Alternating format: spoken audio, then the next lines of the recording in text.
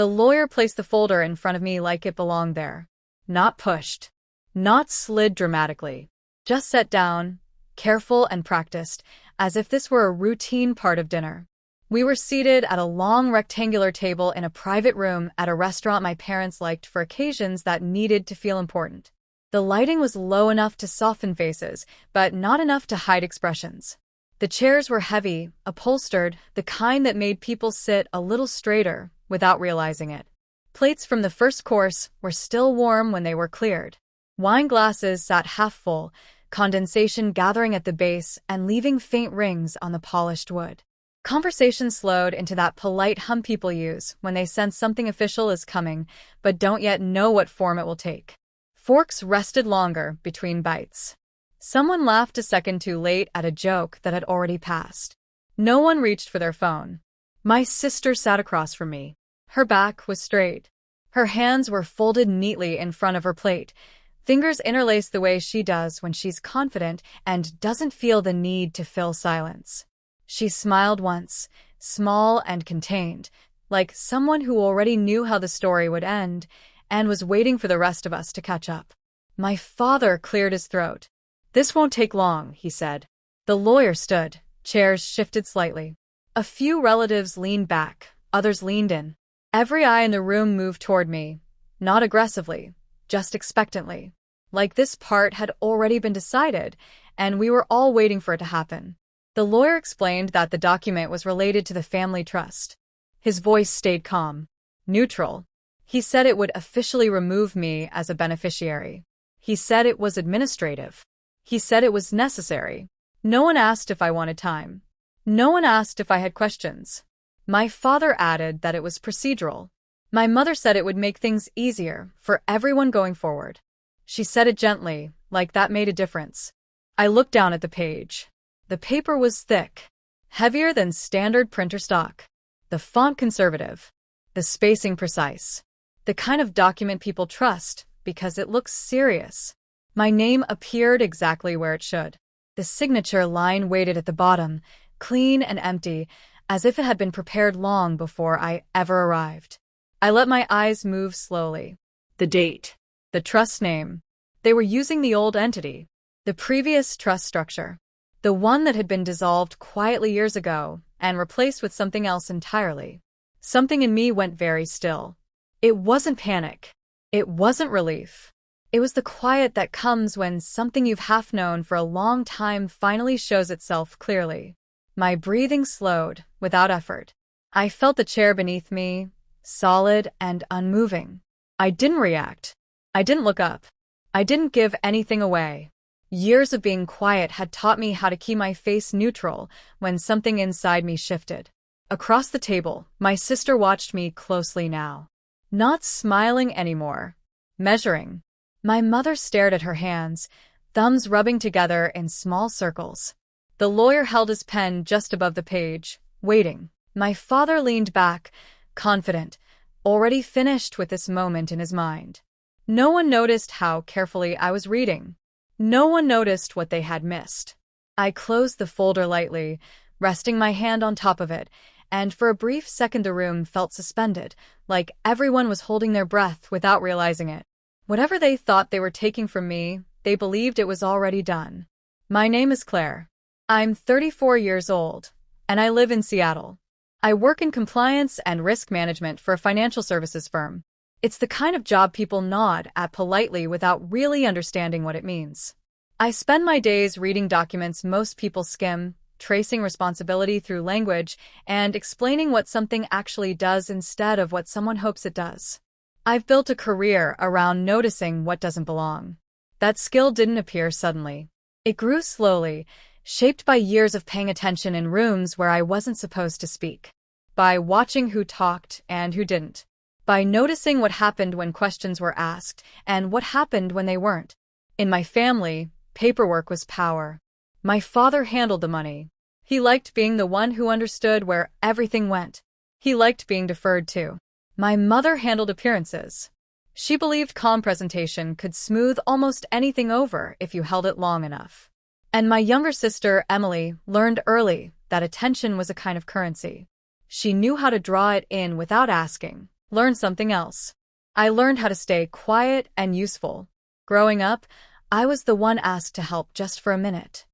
I proofread emails my father sent to accountants, sitting beside him at the dining table while he explained things I wasn't technically part of. I organized binders before meetings that didn't include me. I sat in rooms where adults talked over me and nodded like I understood because it was I learned something else. I learned how to stay quiet and useful. Growing up, I was the one asked to help, just for a minute. I proofread emails my father sent to accountants, sitting beside him at the dining table while he explained things I wasn't technically part of. I organized binders before meetings that didn't include me. I sat in rooms where adults talked over me and nodded like I understood because it was easier than being corrected. No one questioned it. I was good at it. That made it permanent. Emily never had to do that. She was praised for showing up. She was praised for her opinions, her ideas, her confidence. I was praised for making things run smoothly. When something went wrong, I fixed it quietly. When something went right, it moved on without my name attached. Over time, usefulness turned into expectation. When relatives visited, my mother would smile and say, "Claire will take care of it." And that was that. I handled logistics. I handled schedules. I stayed late after dinners, clearing plates and answering questions no one wanted to deal with.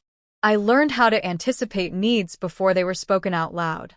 By the time I left for college, I was already used to being essential without being visible. Leaving didn't feel dramatic. It felt practical. I chose a school far enough away that coming home wasn't automatic. I worked part-time jobs, paid my own bills, learned how to rely on myself without asking permission. I liked the quiet that came with independence. I liked knowing my life was mine. Distance softened things, but it didn't change them. Phone calls still circled back to money, trusts, investments, legacy. My father liked that word. He used it as if it explained everything. When documents needed reviewing, I was looped in. When signatures were required, I was asked to just take a look. I told myself being included meant being respected. What I didn't see at first was how inclusion without authority becomes obligation. The requests never sounded urgent. They sounded reasonable. A bill that hadn't cleared yet. A reservation that needed a card. A trip where flights were discussed, but hotels were never mentioned. Each one small enough to ignore. Together, they formed a pattern. I filled the gaps quietly. It wasn't framed as pressure. It was framed as familiarity. And familiarity can feel harmless until you realize how much it assumes. Eventually, I became more careful. I didn't stop helping. I slowed down. I read situations the way I read documents. I noticed who benefited, who carried risk. I learned when to let silence do some of the work instead of explanation. The invitation to dinner came during one of those periods. My sister called first. Her voice was light, upbeat, the way it gets when she believes things will go her way. She said it would just be family and a few relatives. She said it would be nice to have everyone together. My mother followed up with a message. Dress nicely. Important evening. She didn't say why. I hesitated before responding. Not because I didn't want to go, but because I could feel the weight of it already. Still, I agreed.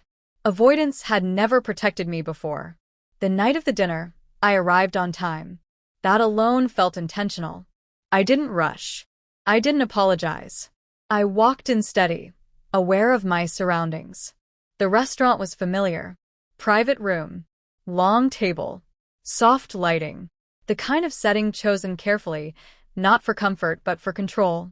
And near the wall, jacket still on, briefcase resting at his feet, stood the lawyer. After that dinner, nothing dramatic happened right away. No raised voices. No angry messages. No immediate fallout that anyone outside the family would notice. That was the part that felt most familiar. In my family, consequences never arrived loudly. They arrived quietly, delayed, and usually disguised as something else. The next morning, I woke up at my usual time, made coffee, answered emails. The city outside my window moved the way it always did. Traffic lights changed. Someone laughed on the sidewalk below. From the outside, my life looked unchanged. That calm almost convinced me nothing had shifted at all. Then my phone buzzed. A message from my sister. Short. Casual. She thanked me for coming to dinner. Said it meant a lot that I'd been so understanding. She didn't mention the document. She didn't need to. The gratitude was for compliance, not presence. I didn't reply right away. A little later, my mother called. I watched the screen light up and let it ring. She left a voicemail instead. Her tone was warm, careful. She said she was proud of how smoothly everything had gone. She said families worked best when everyone did their part. I listened once. I didn't save it. My father waited until the afternoon. When he called, his voice was relaxed, already finished with the situation in his mind. Everything's settled, he said. We appreciate how you handled it. I let him believe that. I went back to work. Meetings. Deadlines. Familiar systems that responded predictably when you followed the rules. There was comfort in that. At my desk, I didn't have to guess what people expected from me. Expectations were written down. Authority was defined. That evening, I forwarded the signed document to my compliance attorney with a single line. Please confirm. No explanation. No background. Just the document itself. I didn't hover over my phone after sending it. I cooked dinner, washed the dishes, folded laundry while the sky outside my window shifted from gray to dark. The waiting felt different than it used to. Not anxious. Observational. The reply came back an hour later. It was brief. Precise. Professional. The document they had executed had no authority. The trust entity referenced no longer existed in that form. Their signatures had triggered a review tied to the current structure. The one they hadn't been paying attention to. The one where I was listed as the sole controlling trustee. I read the message twice. Not to make sure I understood it, but to notice how my body responded. There was no rush of triumph. No surge of adrenaline. Just a steady sense of confirmation. The kind you feel when something you suspected quietly proves itself true. Banks don't panic when something goes wrong. They pause. The next day, that pause became visible. Automatic payments didn't clear. A transfer my father expected didn't go through. Advisors began asking for documentation. Not urgently. Not accusingly. Just enough to slow things down. By midday, my phone rang again. My father this time. Sharper. What did you do? He asked. I signed what you gave me, I said. That was true. The silence on the other end stretched longer than I expected. When he spoke again, his voice had changed. The confidence was gone. In its place was calculation, the sound of someone trying to regain footing on ground that had shifted. This needs to be fixed, he said. I didn't break anything, I replied. And I hadn't. The rest of the week unfolded in fragments. Missed calls I didn't answer. Messages that started polite and grew clipped. Requests framed as questions that weren't really questions at all. I responded slowly, if at all. Not to provoke anything. Just to stop absorbing urgency that wasn't mine. By the end of the week, the system was doing what systems always do when something doesn't align. It started asking questions. Quiet ones. The kind that don't go away just because someone wants them to. I didn't push. I didn't explain. I let it run. 2 days later, my father showed up at my apartment. Not the version of him that hosted dinners or held court at family gatherings. This time he was alone. No lawyer. No witnesses. Just my father, standing a little too close to the door, his confidence worn thin around the edges. This wasn't supposed to happen, he said. I opened the door enough to see him clearly. I didn't invite him in. No, I said. It wasn't. He tried to explain. Not apologize. Explain. He said it had been about stability. About protecting the family. About making sure things didn't get complicated. He spoke quickly, like if he kept talking, I wouldn't interrupt. You removed me in front of everyone, I said calmly, without asking. His eyes dropped for half a second. Then he looked past me, as if answers might be inside my apartment. Behind him, my sister hovered near the stairs. She didn't look confident now. No easy smile. No practiced calm. Just confusion and fear, badly concealed. She opened her mouth like she wanted to speak, then closed it again. This doesn't have to go any further, my father said. We can fix this. Not for me, I said. For you. He asked me to stop. Not angrily. Not forcefully. Just tired. I didn't start anything, I said. I stepped out of it. He left without another word. After that, the fallout didn't arrive with shouting or headlines. It came the way real accountability usually does. Accounts were reviewed. Questions multiplied. Advisors stopped taking instructions without documentation. Decisions were made without my parents at the center of them. My sister's life narrowed quickly. Projects were postponed. Invitations dried up. She took a job she once joked was beneath her. I didn't celebrate it. I just noticed the quiet where entitlement used to live. My mother sent one message. Just one. I hope you're happy. I didn't respond. Not out of cruelty. Out of clarity. At work, everything stayed steady. My access remained intact. Projects continued. Colleagues treated me the same, which felt like a relief. I took the day off I'd been postponing for months. Slept late. Walked through my neighborhood without a destination. Let time move without assigning it a task. In the weeks that followed, my phone buzzed less. When it did, I decided whether to answer instead of reacting automatically. That difference mattered more than I expected. I wasn't disowned. I was released. My life didn't become dramatic after that. It became simpler. I kept my calendar lighter. I answered fewer calls. When I helped, it was because I chose to, not because it was expected. They didn't lose everything. They just lost access to me. And in that space, something finally settled into place. Silence, when chosen, isn't absence. It's authority.